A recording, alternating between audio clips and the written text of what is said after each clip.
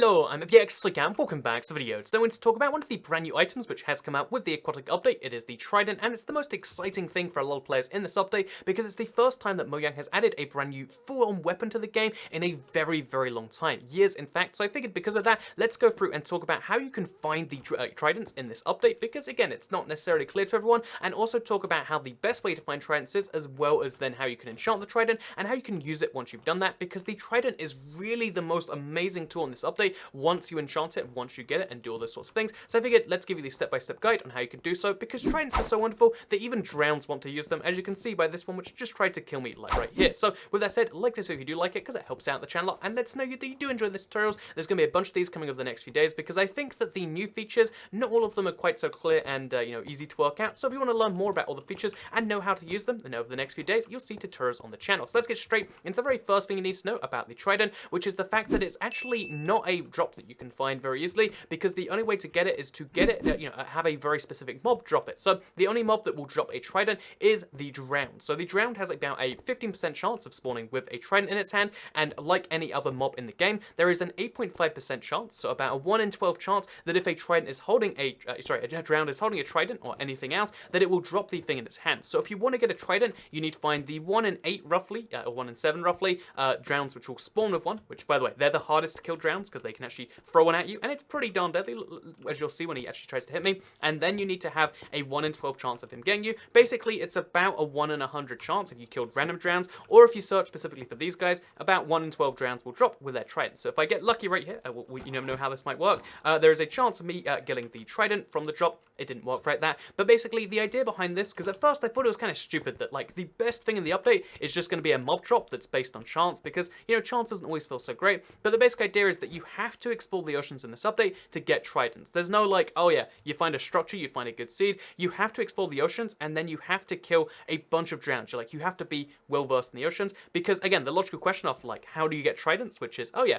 there's about a 1 in 100 chance of just randomly killing a Drown and getting one, or a 1 in 12 chance of killing a Drown with a Trident. But the more logical question after that is going to be like, okay, so if we know that information, how do we find Drowns more often? Because we want to find Drowns to get that 1 in 12 chance going, and the simple answer is anywhere where you find deep water, you find Drowned. Any one of the 10 ocean biomes that exist now will spawn with a Drowned in it, so that's a nice, wonderful thing. And also they'll spawn in rivers, as we'll try and prove right now. They'll spawn in literally swamplands even. Anything which has deep water, you can find Drowns in, edit the biomes I should say, which is great because it means that if you're exploring any of the new water in this update, you will eventually stumble across Drowns, which will eventually, have that little chance of spawning with a Trident in their hand, and then you've got that chance of dropping one with it. So yeah, farming Tridents, the best way to do it is just to find a zombie spawner and then turn it into a Drown spawner, like I mentioned before, or to just go swimming in the oceans and then selectively look for, Drowns which are holding Tridents, because again, if you look around long enough, you will eventually find them, and if you kill, again, a decent number, just 12, you will statistically get yourself a Trident. So let's assume that you've got yourself your Trident, you've done the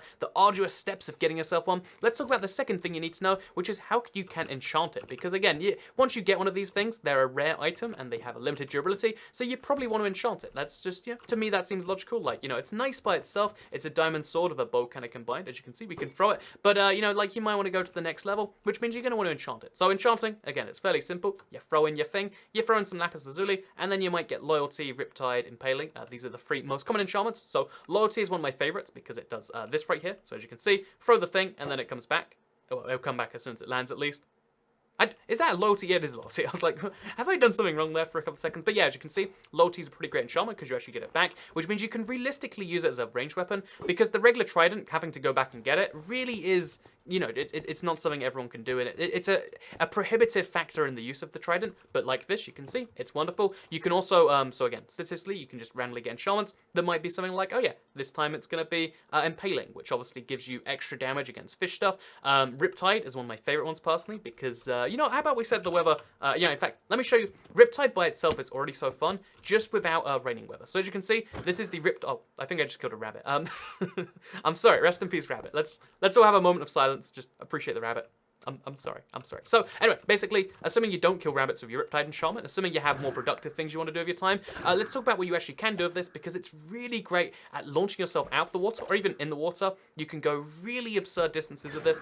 I killed a dolphin, so I just should not be trusted with this enchantment. So basically, you can see how the enchantment is really great and allowing you to like go through water. If you use it at the surface, you go crazy distances, and you can go flying high into the sky. If you use it below the water, you can just go pretty fast, like faster than swimming even. It's a great enchantment even when it's not raining, and when it's raining, because there's water everywhere and not just underwater, let's just say that things get better. So again, you've probably seen this already because it's just the most amazing thing, but when it's raining, as you can see, you can fly continuously through the sky. So have you wanted to fly in survival? It's really dangerous because if you go into a patch that's not raining, you might die. I'd recommend bringing an elytra anyway, but the fact that you can fly in survival without an elytra, that's great. So yeah, this is why you want to enchant your stuff. It's a worthwhile thing. And also, here we go. There's another drown right there, which we can kill using this, because honestly, using this as an attack method is wonderful too. Even though I've been using it to kill rabbits and dolphins, you can use it to kill other stuff like that. So next up, we're going to talk about the other enchantments you can get, because I mentioned Impaling is just more damage against water-based life, which is, yeah, it's an easy enough one to explain. We've got Loyalty as well, and then we've also got Channeling. So Channeling only works when it's thundering, so we have to set the weather to be not just raining, but we have to set it to be thunder. And when it's thundering, and if you use Channeling, you can basically guarantee, so as you can see, you're gonna have lightning strike where you fire it. So it's nice. It works especially on mobs, and if we find ourselves we're gonna find a creeper at this point. But again, any mob we attack is going to get struck by lightning, which is a nice little thing. So if for instance, let's say we wanted to attack a bunny with lightning, we're just a terrible person like that, then as long as it's not in the water, you can actually do that, because again, the enchantment channels it through them, and this is super loud. I didn't realize how thunder got in this update, but yeah, that's what you can do using this enchantment right here. So next up, let's just talk about the kind of benefits of this thing, because now you know, okay, those are the enchantments, those are how you get them. Let's talk about the other things that you can't get through just enchantment, because you might figure like, so the trident's a mob drop, and you enchant it at the enchantment table, because again, these aren't normal things, but the truth is it's a bit more complex than that, because if you want to get Unbreaking, you have to get Unbreaking on a book. Again, I haven't personally, at least in the current update, been able to see, Unbreaking being an enchantment that you can actually get naturally. Again, we're doing the analysis on that later, so we'll keep an eye on that. But if you want to, so as you can see, Impaling and Riptide on this one, if you want to get Unbreaking, you're going to need to find a separate book, and because these enchantments are so valuable, you're definitely going to want to do that. Unbreaking, or even better, Mending, they're both enchantments you're really going to want to get for this, and if you want to get all of those things, well, at least you want to get Mending, the best way to do so is to fish. So how do you get, how do you get a Trident? Well, you kill mobs. And how do you get Trident enchantments? Well, you go to an enchantment table, but the truth is a bit more complex than that, because if you want a good Trident, then you can either get lucky with, look how big that salmon is, you can get really lucky, like, can we just appreciate how big that salmon is for a moment here? But yeah, what you need to do is you need to get really, really quite lucky with, like your thing, or you can, you can set this up in advance. You can get your mending book, again, from fishing, and then you can use this later. Also, that's what happens when you don't lose loyalty, okay? It's just not worthwhile. So anyway, with that said, I hope you all enjoyed this video. I want to very briefly actually go over the combat abilities. I think the PvP potential is going to be really interesting for this. Again, we're going to have to wait and see how the PvP community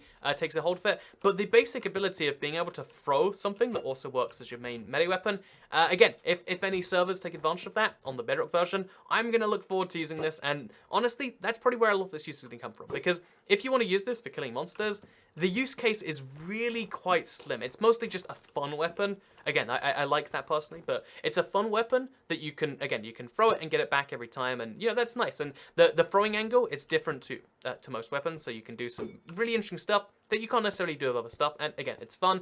You can put Impaling on there, so it's great against underwater monsters. But realistically, in the player versus enemy or player versus monster game, this isn't the greatest tool. It's just a fun tool.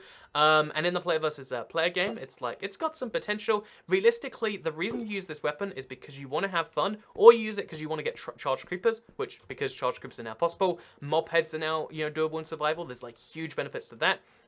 Or you do it because you want Riptide. This is a weapon that is theoretically, easier to get than a diamond sword, and that's maybe why you'd use it. But it's not something where if you're playing for 10,000 hours, you're going to replace what you've got with this. It isn't meant to be that. It's meant to be a utility weapon, and I like that personally. I think Minecraft should do more stuff like this. They've been so scared of making new weapons because, how would you replace the diamond sword? But this one actually does a good job of being just as good as a diamond sword, so maybe use it alongside one or instead of one because you like the way it looks.